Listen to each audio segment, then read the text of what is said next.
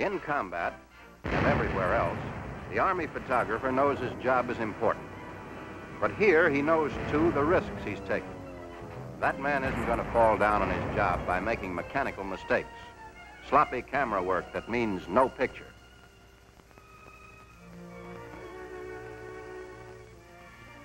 And the Army can't afford to have a reconnaissance picture, vital for future plans and strategy, ruined by one careless slip. A great news story or a moment in history could be lost if a cameraman wasn't on his toes.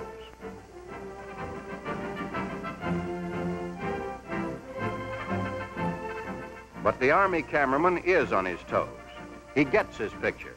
He doesn't make mistakes. And sometimes he learns the hard way.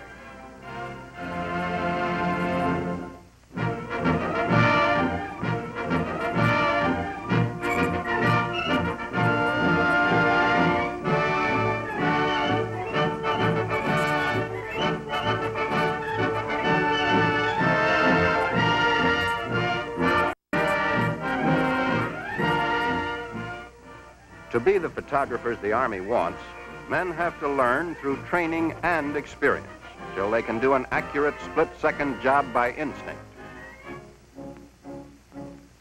Here at the Signal Corps Photographic Center, these men will get their start and most of that training.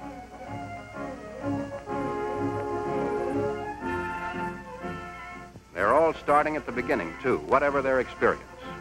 Plenty of difference there. They include professionals and amateurs, crack men, greenhorns, and specialists. All equal now, all learning to be good cameramen the Army way.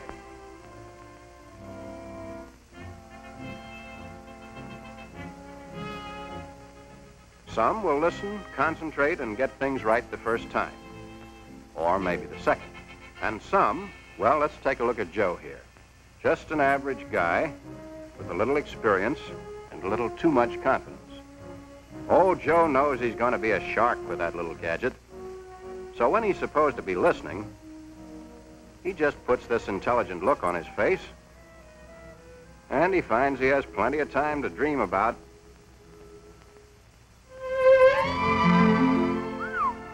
Nice dreaming, Joe, if you can get it.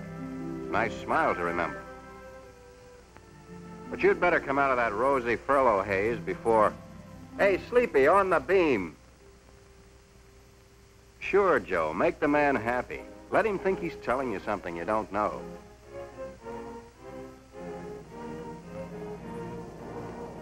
Of course, if Joe spots a good shot somewhere around, he's not the man to keep his mind on his work. You see, Joe's really interested in photography. He's just not interested in learning photography. So Joe's schooling in the speed graphic begins. On the ball Joe, they called him at the beginning. There's plenty to be learned, and Joe works hard, most of the time. Maybe it's too much nightlife, Joe.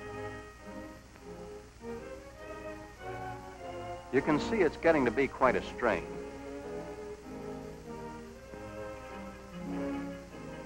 First, they pile on the theory and the paperwork. And by the time they've mixed that up with plenty of practice,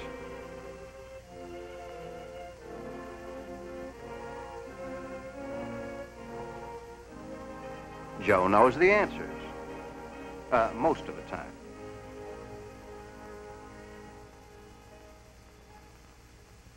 And then in the darkroom, finally comes the dawn.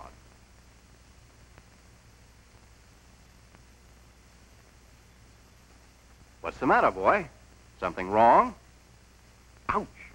Not one good print? Sure, Joe, it's a hell of a shock to look at this first batch of yours and realize you aren't yet the greatest photographer in the world. That cameramen are made, not born. But look at it this way. The Army's spending a lot. Time, money, and instruction to make you good. And now you're finally ready to take advantage of it. Believe it or not, Joe, one of the best ways to learn, one that sticks, is from mistakes. So let's look those pictures over. Let's find the mistakes so the same things won't happen again. Actually, you didn't do so badly as you might think right now. It only proves that a tiny mistake can botch a picture as completely as a big one. Yes, those tiny mistakes you thought you were too good a photographer to make. That's it. Lay 'em out and look 'em right in the eye.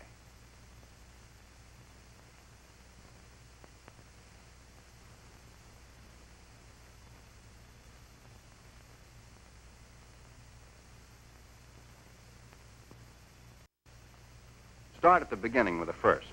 Not so good. It's pretty wavy. You know why? Because you were pretty wavy the day you took it.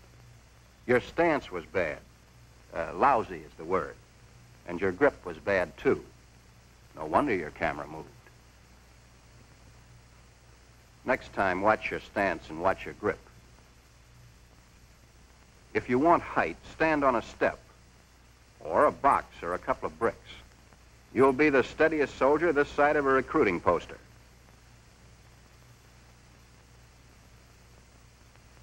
And you won't have to worry about underwater effects again. Okay, number 2.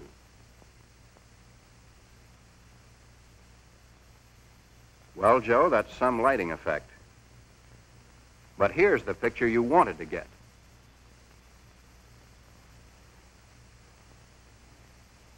You were being careful, too, and you would have got it if... Stop, Joe.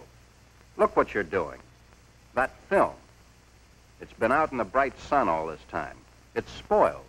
The best photographer in the world couldn't get a good shot with that film now. It doesn't make any difference now, Joe. You can't get a good picture on bad film. That picture never had a chance. But there is a shot here that had plenty of chances. In fact, this one was probably a pretty fine picture till you spoiled it.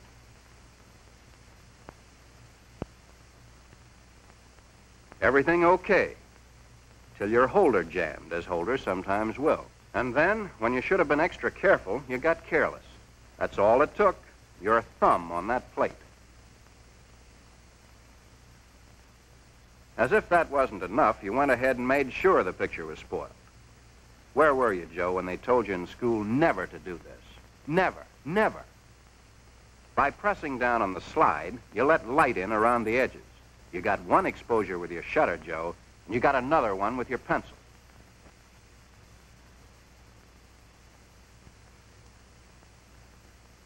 What have we over here, Joe? Not a bad picture, but what's that at the bottom? An enemy installation? A new secret weapon? No, Joe, only you. Your knuckles. You were on another field problem that day. You weren't trying for any trick shots. But just as you took the picture, you tightened your grip and your knuckles came up. If this were a shot of an enemy emplacement, those little knuckles could block out a pillbox that might take an awful toll later. It's nothing to get mad about. Just watch those foreground obstructions.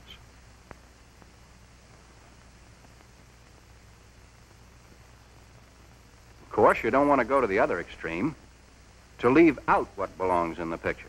You know what's wrong with this, but do you know how you did it? Pick up your camera and see. This is the kind of thing you should have been doing when you were thinking of that smile and that girl, baby. Not that we can blame you for thinking. Ready? Hold the graphic away from your eye a little and look through the viewfinder. So far, so good. But if your eye shifts, you'll be seeing one picture while your graphic sees another. Move the camera back against your eye.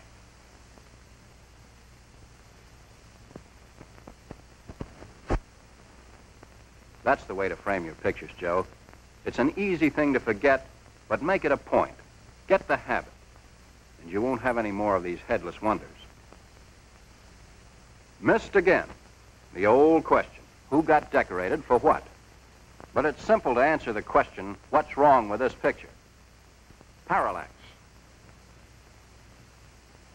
Well, what now? You're catching on, Joe. Back to the camera. Take a good look at those dots on the wireframe viewfinder. Right, Joe. Those dots are to correct for parallax at 6 feet. And for under 6 feet, you correct it still further. You'll learn to gauge it with practice, if you just remember to do it. And your decorated hero might get a good picture on the front page of his hometown newspaper. Don't you think he deserves it, Joe?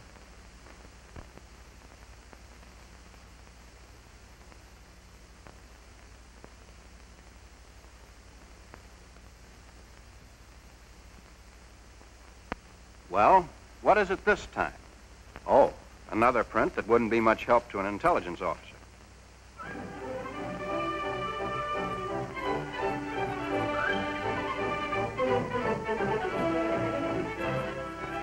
Too bad you bollocked things up that day. You were really trying. Because these field problems looked a little like the real thing, they caught that wandering interest of yours. But because some of your classes had seemed too dull to worry about, handling your camera wasn't yet second nature to you. You weren't trigger quick when you had to be. You've already made your mistake, Joe, and that shot was no good. Know why? Well, look at your camera, at the front standard. Look at the infinity stops. See that gap between them? Your camera was out of focus, Joe. As a matter of fact, you noticed that later. You adjusted the standard and got your graphic back in focus, only to foul things up with another mistake. You saw a good shot coming toward you. It would require a faster shutter speed than the last one, and you knew it.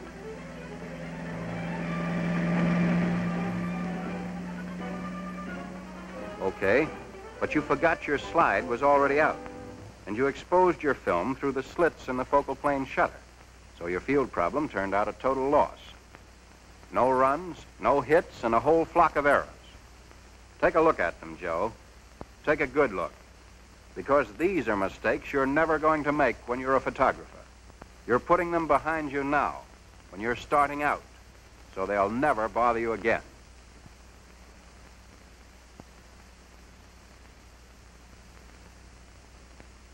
Look them over and remember them. Your body moved, and your camera moved. You left the film out in the sun. You grabbed the holder in the center with your fingers and used the slide as a table for writing the caption. You raised your knuckles and photographed them, too. You didn't have your eye against the viewfinder. You forgot to correct for parallax at close range. You didn't pull the front standard out to the infinity stops. You forgot to put the slide back in while you wound up the back shutter. Does that take care of them all? What's the matter, Joe? Were there any others? Come on, Joe. Give.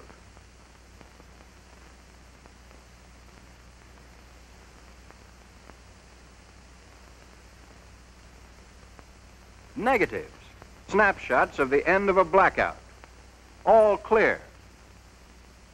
Yes, Joe, you feel silly. But think how much sillier you'd feel if something like this happened in the field. Suppose G2 had assigned you to take some important pictures. Yes, these are the pictures you want. News value and information here. And this scene isn't being posed for your benefit. It's here now, and you've got to get the picture before it's gone.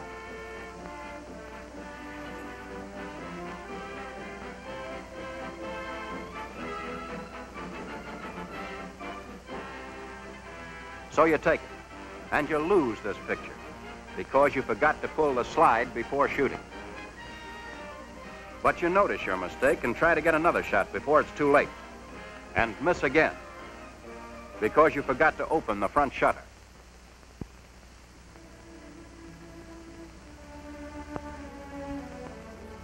Just 2 more mistakes for the collection, Joe. Better keep all of them around. They'll be there if you slip up and need a little reminder. But just see that you don't need them, Joe. See that those mistakes stay in the box and not in your work.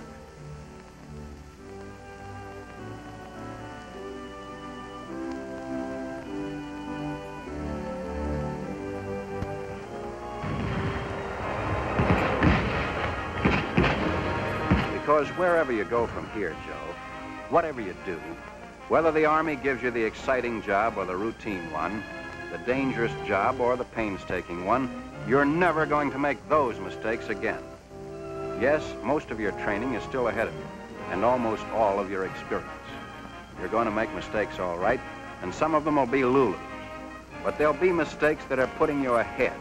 Mistakes that mean you're learning your job step by step as you do it. You won't ever be making careless mistakes again, Joe, because you're not going to be careless.